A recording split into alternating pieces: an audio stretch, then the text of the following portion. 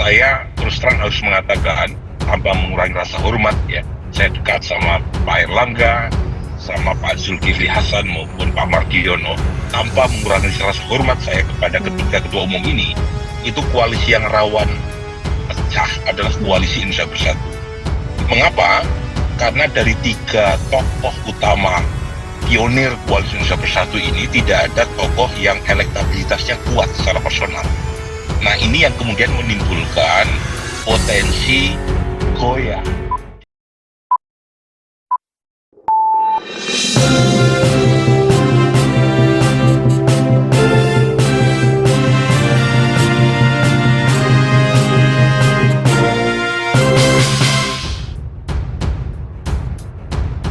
Apakah kira-kira nantinya Caimin atau PKB ini bersedia kalau misalkan capresnya bukanlah dari PKB, meskipun disampaikan tadi bahwa keduanya ketua umum ini sama-sama seia sekata sepakat untuk memutuskan sesuatu hal? Ya, kalau soal pertanyaan terkait Caimin kan lebih pas ditanyakan ke beliau. Tapi yang jelas aturan mainnya di koalisi, Capres dan Cawapres yang diputuskan oleh dua partai ini melalui kesepakatan antara Pak Prabowo dan Caimin. Itu yang bisa saya sampaikan. Tapi kalau misalnya nanti kemudian Gerindra membuka koalisi terhadap partai lain, katakanlah KIB masuk bergabung dengan KIR, artinya kan sama tinggi, sama kuat, seimbangnya tadi kan antar ketua umumnya lebih banyak. Nah, ini bagaimana kemudian nanti agenda dari Gerindra untuk bisa menyamakan visi itu?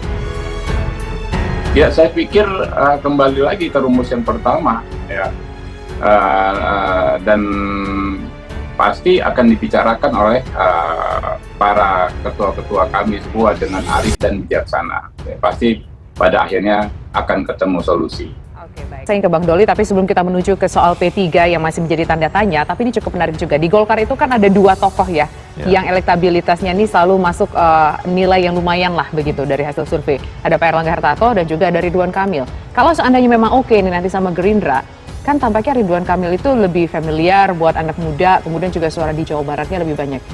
Itu gimana nanti akan memilih di antara dua ini kalau kita berbicara ke depannya? Kita berdasarkan pada keputusan partai saja, dan sejak awal pada saat Pak Ridwan Kamil juga bergabung, beliau juga sudah tahu dan kami juga menegaskan bahwa kalau urusan Pilpres itu kami sudah punya keputusan tadi ya di Munas dan kemudian di Rapimnas, dan calon kita itu Pak Erlangga Hartarto. Jadi kalau bicara tentang Pilpres itu prioritas itu di Pak Erlangga Hartarto gitu. Dan kita pada saat bicara dengan Pak Ridwan Kamil ketika dia bergabung, kita bicara tentang bagaimana strategi menangkan Golkar pada pemilu 2024, ya. Tidak bicara tentang Pilpres. Gitu. Tapi apakah kemudian memasukkan tokoh Golkar ke dalam satu pasangan ini menjadi harga mati buat Golkar? Atau masih bisa legowo jika kemudian tidak ada calon kader Golkar di Capres atau Cawapres?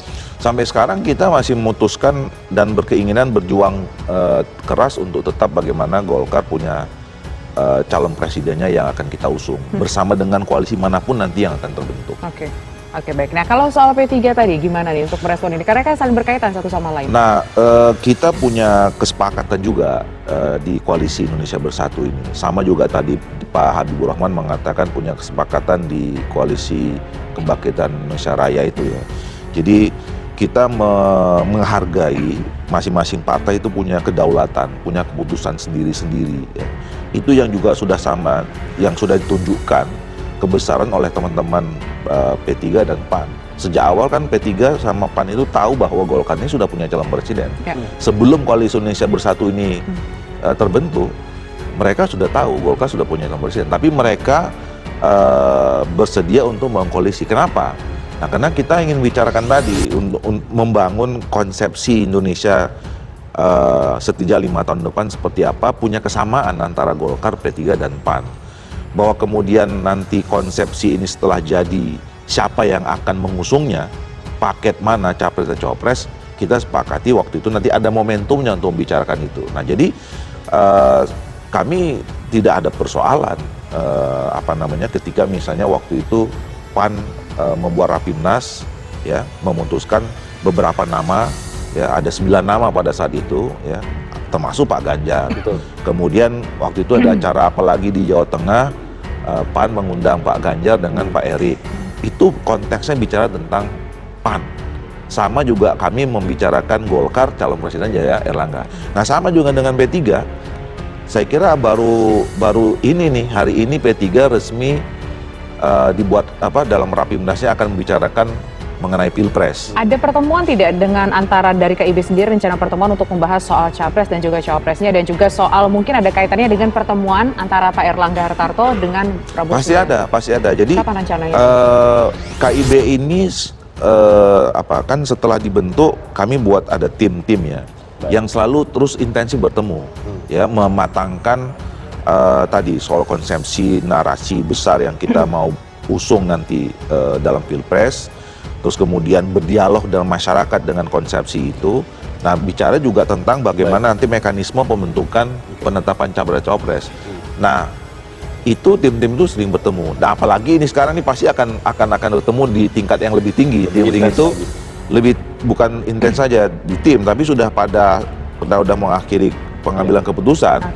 Dalam waktu dekat ini pasti akan ada pertemuan antara 3 ketua umum itu, antara Pak Erlangga, Pak Zulkifli Hasan, dan Pak Mardiono. Baik, saya ingin ke Mas Burhan. Mas Burhan, katakanlah jika kemudian koalisi besar ini terbentuk, KIB dan juga KIR bersatu begitu, siapa kemudian pasangan calon capres dan cawapres yang menurut Anda potensial untuk berhadapan dengan koalisi Anies dan juga Ganjar Pranowo? Begini Alfat ya, kalau kita lihat 4 poros koalisi yang sudah ada, pertama adalah koalisi perubahan, yang kedua adalah koalisi kebangkitan raya, ketiga adalah PDI Perjuangan sendiri karena cukup menominasikan capres-capres tanpa harus berkoalisi dengan partai lain, dan terakhir adalah koalisi Indonesia Bersatu. Dari 4 poros koalisi yang ada, saya terus terang harus mengatakan tanpa mengurangi rasa hormat ya, saya dekat sama Pak Erlangga, sama Pak Zulkifli Hasan maupun Pak Mardiono. Tanpa mengurangi rasa hormat saya kepada ketiga ketua umum ini, itu koalisi yang rawan pecah adalah koalisi Indonesia Bersatu. Mengapa? Karena dari 3 tokoh utama pionir koalisi Indonesia Bersatu ini tidak ada tokoh yang elektabilitasnya kuat secara personal. Nah, ini yang kemudian menimbulkan potensi goyah dibanding dengan koalisi yang lain.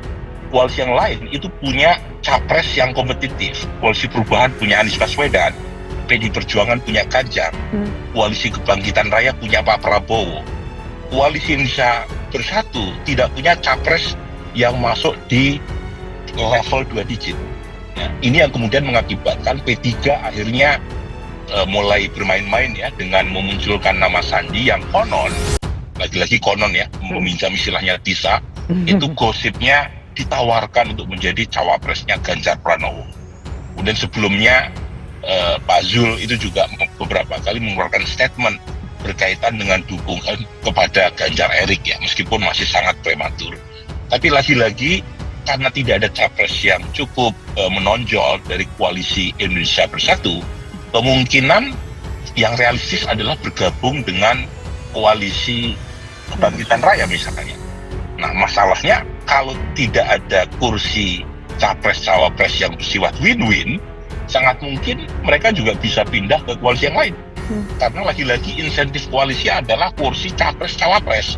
Dan di antara 3 partai pendukung koalisi Indonesia Bersatu, Golkar kursinya paling gede. Cuma sayangnya tidak ada tokoh yang menonjol secara elektoral.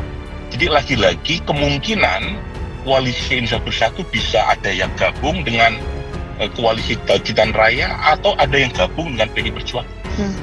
Oke, tapi tampaknya dengan kondisi seperti itu bisa kita sampaikankah mungkin memang meskipun terlalu prematur, Golkar ini akan bersama dengan Indonesia Raya, koalisi Kebangkitan Raya? Tergantung insentif koalisi yang diperoleh oleh Golkar. Karena bagaimanapun Golkar ini kapal induk besar. Ya, kursinya itu bahkan lebih banyak dibanding kursi yang diperoleh oleh Gerindra di parlemen. Jadi itu penting itu saya sampaikan ya. Meskipun bedanya tidak terlalu jauh, tapi Golkar adalah peraih kursi terbesar kedua setelah PDI Perjuangan. Cuma memang tidak cukup untuk menominasikan Pak Erlangga tanpa harus berkoalisi dengan partai lain. Cuma problem Golkar, Pak Erlangga ini figur politisi yang sangat teknokratik. Jadi beliau kurang begitu tanda kutip ya mencitrakan diri ke publik, ya. Lebih banyak bekerja gitu ya. Jadi makanya elektabilitasnya relatif di bawah, bahkan mohon maaf ya kalah dibanding Ridwan Kamil. Meskipun Ridwan Kamil adalah new kid on the block.